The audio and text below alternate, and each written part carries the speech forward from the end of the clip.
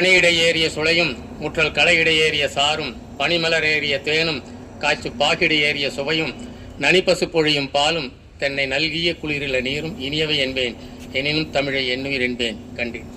நம்முடைய ஞாலம் இலக்கிய அமைப்பினுடைய ஏப்ரல் மாத இலக்கிய நிகழ்வுக்கு வருகின்ற அனைவரையும் முதல் கண் வரவேற்று மகிழ்கின்றேன்.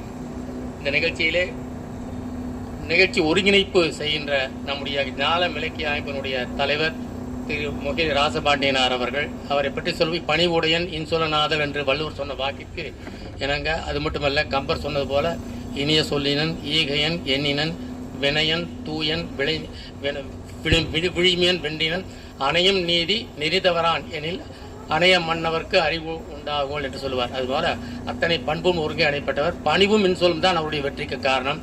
பெரிய பேராசிரியராக இருந்தாலும் சரி, பல முனைவர்கள் உருவாக்கியராக இருந்தாலும் எல்லோரும் பணிவோடு அவர் முகத்தில் கடமையை காட்டி நாங்கள் பார்த்தே இல்லை. அப்படி இன்சொலோடு அவர் எல்லோருடன் பழகின்ற காரணத்தினாலே தான் இவ்வளவு கூட்டம் அவரை நாடி வருகின்றது. அவருடைய தலைமையிலே இந்த ஞாலம் இலக்கிய அமைப்பு மட்டுமல்ல தலைநகர் தமிழ்ச்சங்கம் மிகவும் அருமையாக இயங்கி வருகின்றன. அவரை முதற்கண் என்னுடைய மனமார்ந்த நன்றியறிதலை தெரிவித்துக் கொள்கிறேன்.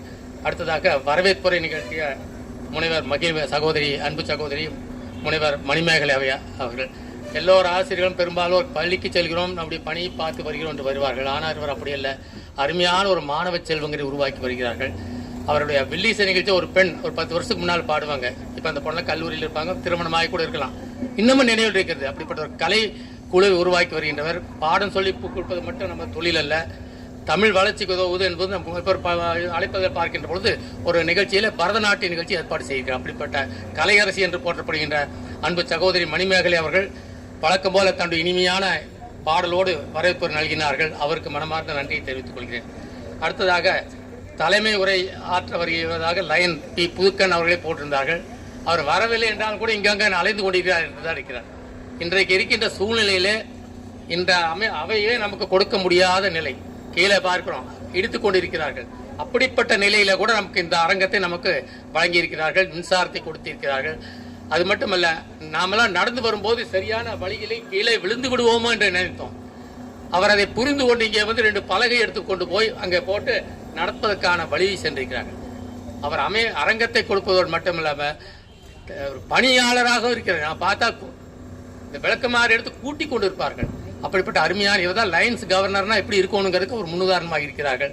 அப்படிப்பட்ட அருமையான அரிமா சங்க தலைவர் நம்முடைய லயன் பி புதுக்கன் அவர்களுக்கு மனமார்ந்த வணக்கத்தை தெரிவித்து அவருக்கு நன்றி எவ்வளவு சொன்னாலும் தகுங்க. இன்னைக்கு இருக்கிற நிலைக்கு உண்மையாக இந்த அரங்கத்தை கொடுக்கவே முடியாது. இந்த உதவிக்கு எந்த கைமாறு செய்ய இயலாது. எனவே அவரை அடுத்ததாக நம்முடைய தமிழ் தொண்டர் ஆவ செல்லப்பிரடியார் அவர்கள் முன்னிலை வைக்கிறார்கள். முன்னிலைன்னு போட்டால் கூட திடீர்னு ஒரு புது பதவி வர்ற மாதிரி அவருக்கு தலைமை பதவியே இன்னைக்கு வந்துடுது.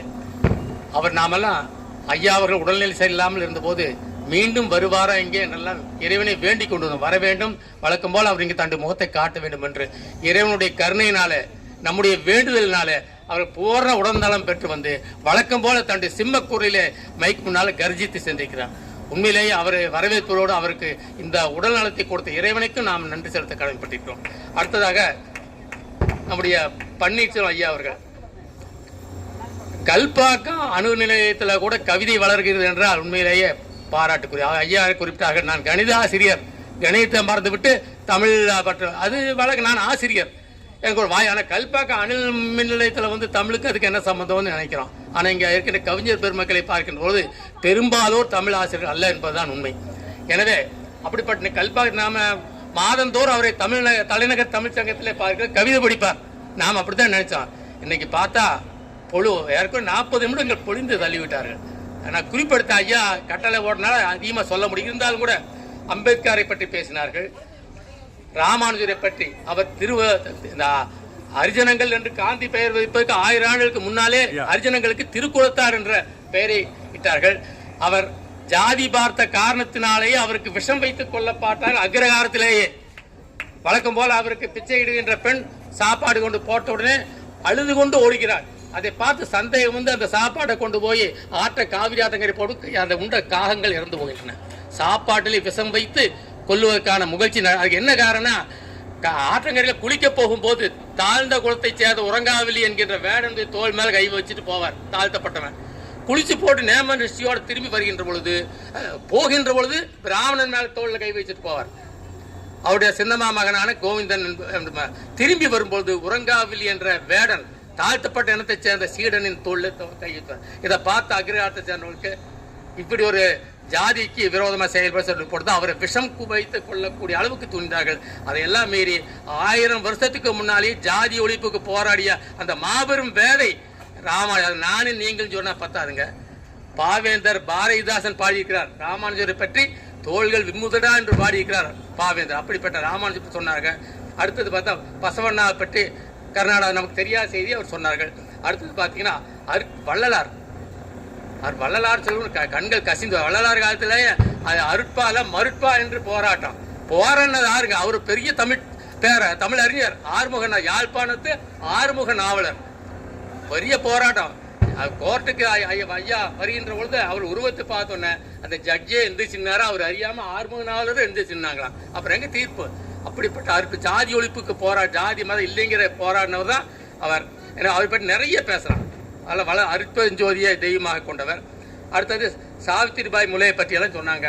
இந்தியாவின் முதல் பெண் ஆசிரியை பற்றி சொன்னாங்க. அயோத்திதாசப்பன் நம்முடைய பகுதியை சேர்ந்தவர். அவரை பற்றி தந்தை பெரியார் மனுநீதிக்கு எதிர்ப்பாக சனாதன ஒழிப்புக்கு வித்திட்டவர். நிறைய அவரை பற்றி சொல்லிடுவார். அவரை பற்றி பல கருத்துக்கள் நமக்கெல்லாம் மாறுபாடு இருக்கலாம். இந்த பெண்ணடிமை ஒழிப்பதில் மனு தர்மத்தினுடைய வீழ்ச்சிக்கு காரணமாக ஜாதி ஒழிப்பு, விதவை மனம் என்ற பல சீர்திருத்த கொத்தை கொண்டு வந்தார்கள். அதை பற்றி சொன்னார்கள். இடையே விஸ்வந்தன் சகுந்தர கதையும் சொன்னாரு. அடுத்தது பாரதியாரை மாற்றிய நிவேதிதாமையாரை பற்றி அந்த நிகழ்ச்சியும் சொன்னாங்க. பல கருத்துக்கள் சொன்னாங்க. அதெல்லாம் பத்தி விரிவா சொல்லலாம்னு நினைச்சேன். ஐயா எனக்கு தடை போட்டார். 5 நிமிஷத்துக்கு மேல நீ வாயை திறக்க கூடாதுட்டாரு.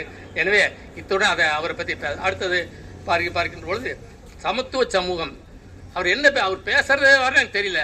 மிக அற்புதமான கருத்துக்களை எல்லாம் சொன்னாங்க. அவருக்கு நன்றி தெரிவித்துக் கொள்கிறேன். அடுத்ததாக இந்த நிகழ்ச்சியில தவறாமல் கலந்து கொண்டிருக்கிற உங்களுக்கு தான் நன்றி சொல்லணும். நம்ம தம்பி பார்த்தீங்கன்னா குடும்ப சமேதரா பத்திரிகையில் போடுவாங்க. பந்து மித்திர சகோதர சமேதரா வரணும், குடும்ப சமேதரா வரணும்னு சொல்லுவாங்க. நம்மளுடைய கணபதி வரும்பொழுது தன் துணைவியார் மட்டுமில்ல குழந்தைகள் அது எல்லாரும் அதையும் சொல்லுவாங்க. சின்ன குழந்தைகள் கூட்டிட்டு வரணும் இலக்கிய அமைப்புகளுக்குன்னு யாரும் செய்யறதில்ல. நம்மளுடைய கணபதி மட்டும்தான் செய்கிறாரு. அவருக்கு அவருடைய துணைவியாருக்கு மனமார்ந்த நன்றி அறிதலை தெரிவித்துக் கொள்கிறோம். இத்துடன் என்னுடைய நன்றி நிகழ்ச்சியை முடிவு வருகிறது. மீண்டும் இந்த அமைப்புக்கு இந்த இடத்தை கொடுத்த புதுக்கண் ஐயா அவரு அங்க நின்றுட்டு இருக்கிறாரு. கொஞ்சம் இங்க வந்து உட்கார சொன்னா சொல்லல. ஏன்னா ஆடையெல்லாம் கசங்கி இருக்குதுனாரு. நீங்க ஆடை தான் கசங்கி இருக்குது, உங்க உள்ள என்னைக்குமே கசங்காத ஐயா. அது என்னைக்கும் பூத்த மல்லிகை பூவோட வெள்ளையாத்தான் இருக்கும். அந்த வெள்ளை உள்ளத்துக்கு இந்த ஞான அமைப்பு தலைவணங்கி நன்றி தெரிவித்துக் கொள்ளும் என்று கூறி இந்த அருமையான வாய்ப்பளித்த அனைவருக்கும் நன்றி கூறி விடையேறேன். நன்றி வணக்கம்.